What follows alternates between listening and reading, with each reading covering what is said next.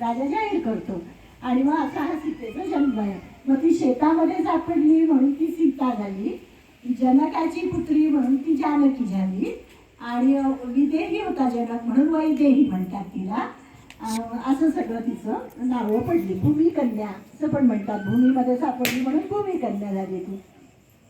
अशी सुंदर रंजक कथा सीतेच्या जन्माची आहे. आणि मग ते झाल्यानंतर आपल्याला माहिती आहे पुढे सीतेचं स्वयंवर झालं. मग इकडे रामाने ते शिवधनुष्य पण अतिशय जड असतं, परशुरामाचं ते धनुष्य असतं शंकराने दिलेलं, ते पण कोणालाही हलवता येत नसतं.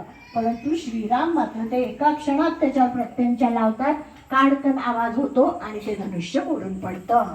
आणि सीता मग रामाच्या गळ्यामध्ये हार घालते.